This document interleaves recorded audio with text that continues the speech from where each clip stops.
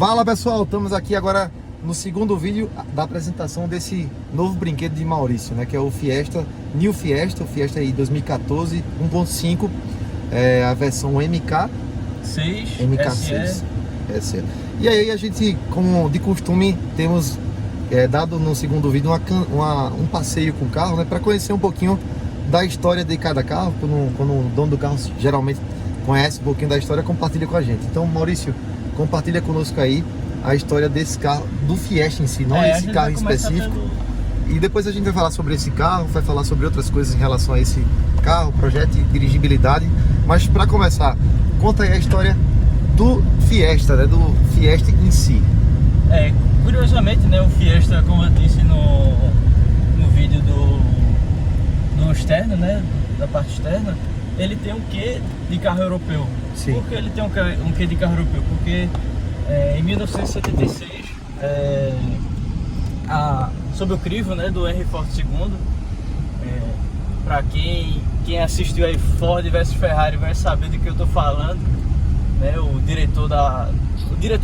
dono, né, o neto do Henry Ford, né, o neto do Henry Ford, o Henry Ford II, pega aqui à esquerda, né? Esquerda e direita, já aquele mesmo percurso que a gente fez com o Passat. Igual do Passat. A outra aí, o branquinho ali. Branquinho, agora esse aí é o S, né? Aqui só que tá demais. Sob o crivo, né, de Henry Ford II, ele autorizou o projeto do Fiesta, porque o que foi o Fiesta em 1976? Foi um carro pequeno, econômico, né, eficiente, e que pudesse suprir as necessidades de um europeu médio, né? Isso. Mais ou menos a ideia que foi do Fusca, e que foi um carro que fez concorrência, né, frente aí ao Mini, né? Ao Mini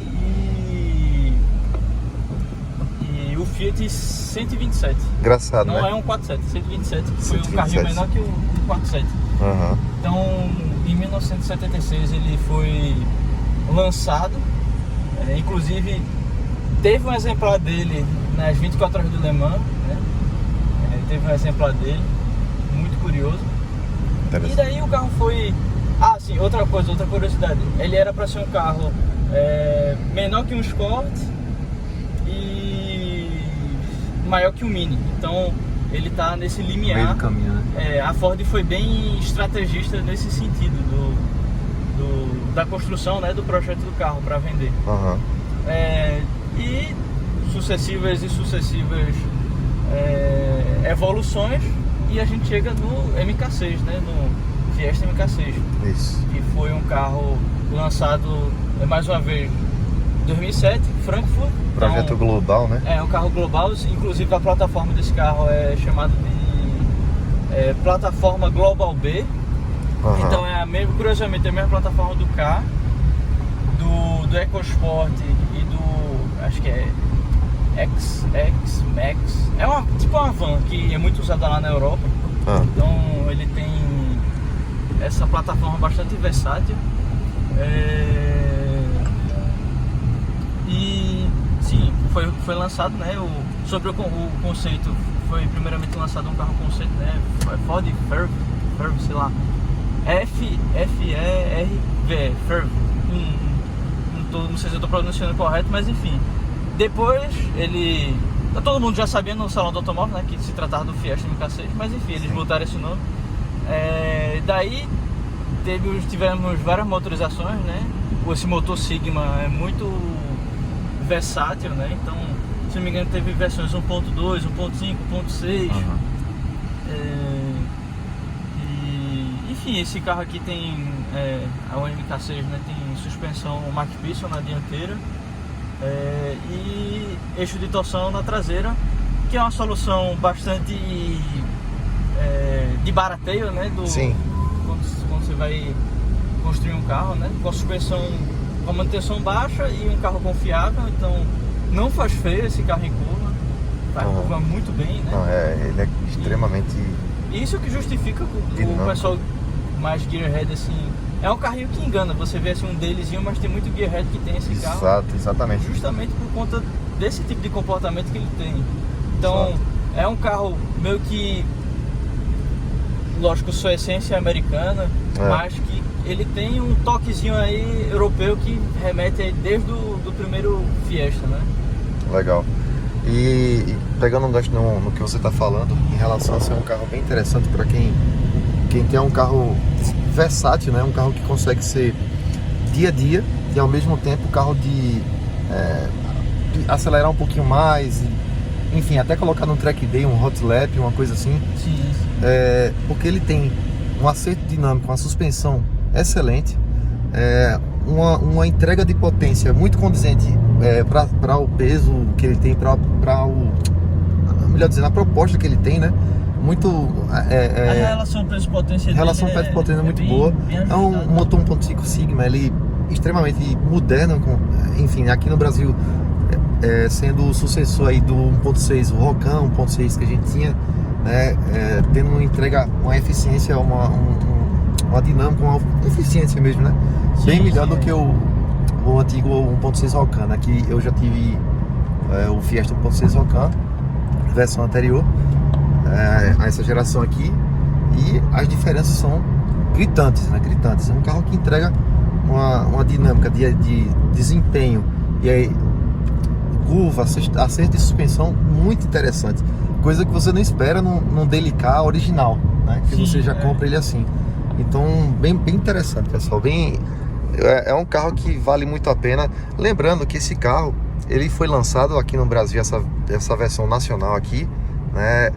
Numa época em que não existiam os Hubs TSI, essa nova leva aí dos motores Polo, né? 1.0 TSI aqui no Brasil não tinham ainda chegado, né? Não era uma realidade. Então isso aqui ainda hoje é uma boa opção, né? Uma excelente opção de custo-benefício, né? E mesmo aí com os TSI em alta, que são excelentes opções também, ele consegue ainda se manter como uma das boas opções em meio a essa nova tecnologia, né? Que vem para somar. Inclusive vai ser um carro que vai envelhecer muito bem pelas linhas dele, pela própria tecnologia que ele oferece. Ele vai envelhecer muito bem. E falando só fazendo um gancho em relação à tecnologia, sobre o projeto que a gente tinha falado no vídeo anterior, sobre botar o volante do Titânio ou o volante do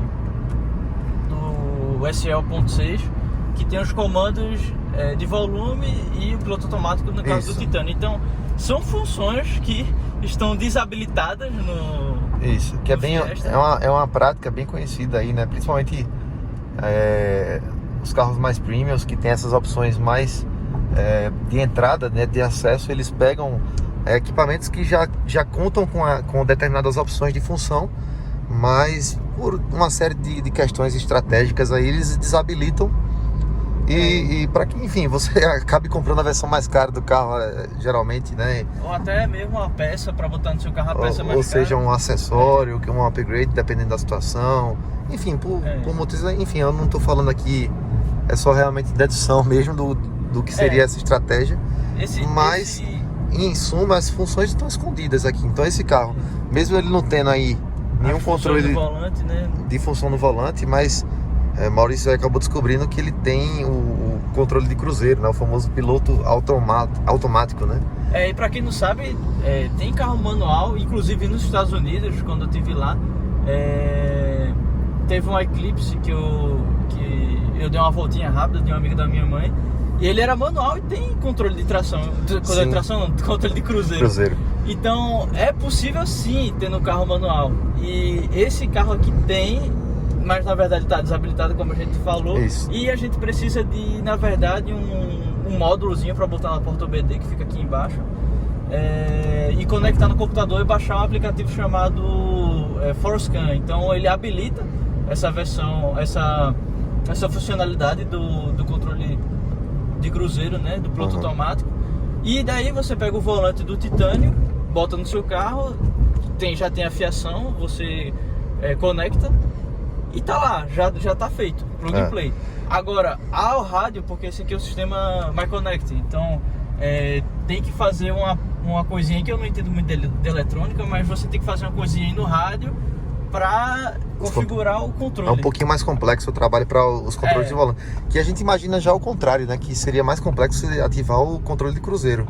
É que é o inverso. E teoricamente o que foi passado aí para Maurício, que ele conseguiu pesquisar, é que não, é fácil. É só você, obviamente, ter que colocar o volante com os controles aqui, ter esse aplicativo, conectar no computador através do OBD2, né? Que tá aqui embaixo. Lá embaixo, então, e habilitar. Então, quer dizer, possivelmente, né, quem sabe, teremos esse upgrade. É verdade. Já que o carro vai... eu diria que esse carro é um projeto civil, né, Maurício? É um projeto mais estético, com algumas perfumarias a mais que ele deve ganhar aí pela frente para melhorar a experiência dele aí ao volante, já que é um carro de dia a dia.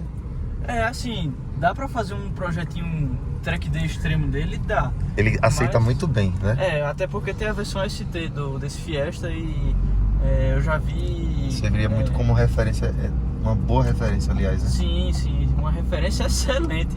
Então, o carro já tem uma base boa.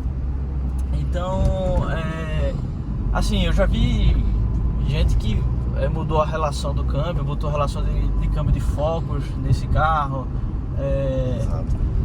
botou comando diferente. Ou seja, é um caminho sem fim, né? E quando você começa a mexer, olha, quando você mexe aqui na estética, ok, tá tudo sob controle, vamos lá. Vamos ver assim. Vamos botar aqui ele na curva. E o motor tem muito fôlego. Eu vou aqui abrir um pouquinho a curva. Aqui, ó, tô entrando um pouquinho mais forte. É porque por vídeo, né? Mas você entra com muita segurança, ó, na curva. Estamos aqui 80 e ele vai contornando sem grandes... Tranquilo, você não tem nem sensação de medo. A única coisa que você pode sentir um pouquinho de falta às vezes é essa alça aqui que não tem do teto, mas em compensação, os bancos desse carro, como eu falei já no outro vídeo, eles seguram muito bem, né? Seguram excelente. Essas abas laterais são muito eficientes. Nossa, muito mesmo. Sim, mas diz aí, Maurício, tava falando. Então, o céu é o limite, né, pra você fazer esse carro. Então, assim, por questões do carro ser dele, tem aquelas limitações, né, tipo, tem gente que se anima em botar um escape, né, legal no carro, só que é aquela questão que a gente tava comentando, de viajar.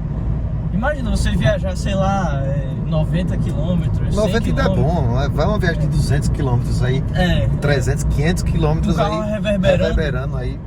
Então assim, é muito legal, desde que a pessoa esteja ciente ou ela tenha aí outras opções na garagem, né, para poder revezar na hora que ele precisar fazer uma viagem em família aí mais longa, pensar no conforto aí geral de família aí, no caso de pessoas que viajam com família, por exemplo, né?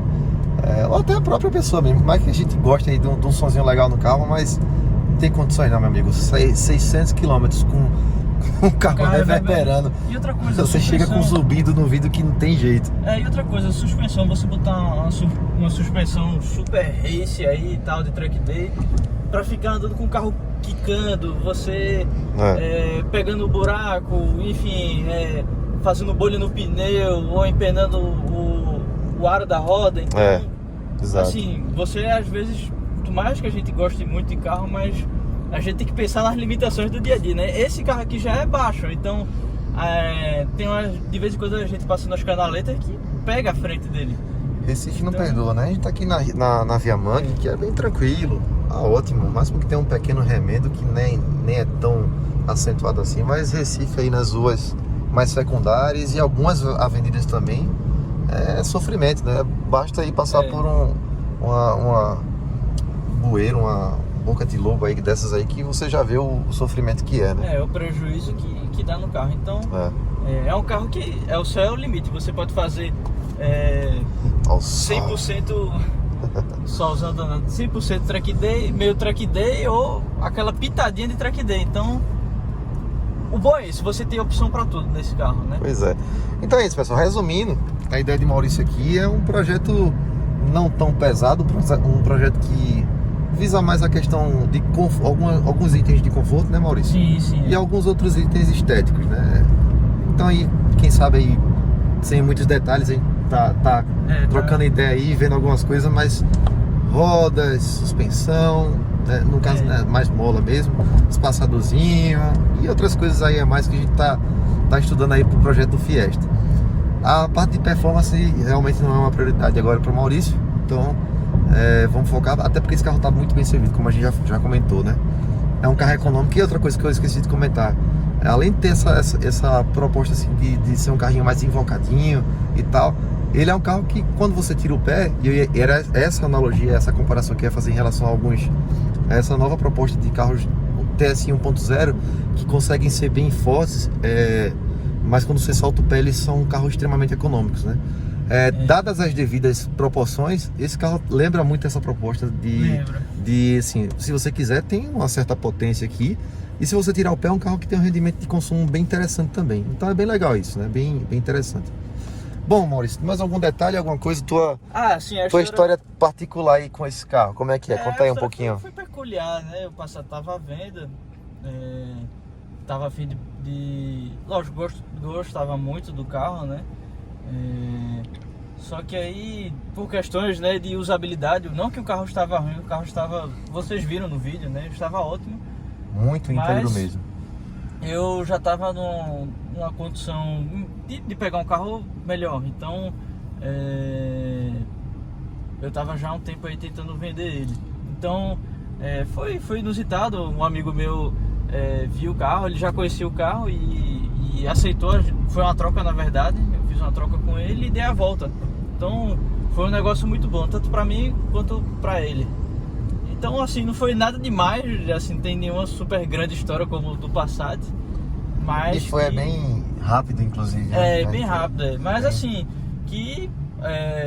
o que me surpreendeu desse carro foi justamente a construção dele. É um carro que tem a essência americana, como a gente havia falado, mas sendo que ele é também um pezinho na Europa, então... Tanto que ele foi lançado primeiro no mercado europeu, foi lançado na Alemanha primeiro. Então... Se não me engano, só foi um ano e meio depois que ele chegou nos Estados Unidos. E a crítica para esse carro lá nos Estados Unidos foi essa.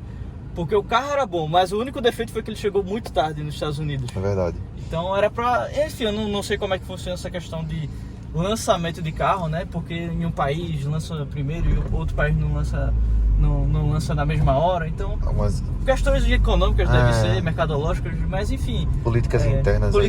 Exatamente. Mas o carro foi lançado primeiro na Europa. Então, para você ver como o mercado europeu estava aquecido para receber esse carro. É verdade. Né? Pois é, pessoal, é isso aí. Só um detalhe antes da gente encerrar. O que eu tinha falado no outro vídeo. Esse vídeo acho que eu não tinha comentado. Mas só para dar seta, você dá um toquezinho aqui. Tá vendo? E 3 vezes, né? Ela dá 3 toquezinhos, são legal, você precisa segurar, né? Enfim, cheio de detalhes interessantes e tal. E aquilo que eu tinha comentado no vídeo, né? Usando o exemplo aqui de Maurício dirigindo, pode perceber que a altura do ombro dele tá ali, ó, nivelado praticamente com a janela, com a parte de baixo, que não é envidraçada, né? Da janela do carro. E isso, o carro veste você. Exatamente, assim como todo cockpit, você percebe que ele está nesse nível, deixando você mais envolvido pelo carro, né? Mais enterrado, vamos dizer assim, no cockpit. E isso, bom, particularmente eu acho sensacional na experiência de dirigibilidade, de sensação de pilotagem de um carro, né? Assim como o volante, esses gominhos aí para você encaixar melhor a mão. Uma empurradora excelente, principalmente para track day, né? Exatamente. Um raio mais curto, o volante ele tem um raio mais curto. Então é um carro que é desenhado em todos os detalhes, pensando em proporcionar essa experiência mais de movimento, de dirigibilidade, para quem realmente gosta de dirigir e se adequa aí, como a gente já bem comentou várias vezes nesse vídeo, totalmente a um uso urbano. É um carro extremamente racional e ao mesmo tempo pode ser emocional se você decidir tornar ele emocional, né? Sim, com certeza. Eu digo assim, que a grande diversão desse carro aqui é botar ele em curva, que... Maurício agora virou piloto de curva. Eu tava andando com ele ontem, ele começou a jogar o carro na curva. Eu digo, Maurício, eu não vi tu fazendo isso com o Passat. O que é que tá acontecendo com você, meu amigo? O Passat tem que respeitar a idade que ele tinha. Aí ele disse, não, é porque tem que respeitar, o Passat é um senhor, a gente tem que ter um respeito aí, né? Não vai queimar o aço no carro. Aí ele pegou esse carro todo sentadinho no chão, suspensão mais pra curva, né? Mais voltada aí pra segurar o carro na hora da curva. Ele tá agora matando a vontade dele de fazer curva. Inclusive, Piedade, né? Ali no finalzinho da Bernarda, né? Tem aquela curvinha que você entra aquele Szinho naquele trechozinho que eu tava vendo agora pra gente gravar. Eu dei uma abusadinha demais na curva, se a traseira um pouquinho escapando. Vai esse vendo. Esse carro, ele chama, realmente, esse carro aqui ele chama. Cuidado pra não ir longe demais, que esse carro dele chamado. Mas é isso aí, pessoal. Esse foi um pouquinho aí da história do passado. Vou encerrar o vídeo, que mais uma vez a conversa é boa, a gente acaba estourando aí o tempo. Mas é isso aí. Espero que vocês tenham gostado. Acompanhe o projeto desse carro, que vai ser bem legal também. E se inscreve no canal, ativa as notificações, segue a EGT Clube, segue Maurício Poncel lá no Instagram dele também. E a gente vai sempre manter você atualizado, tá bom? Um abraço, até mais, até o próximo vídeo. Tchau, tchau. Galera.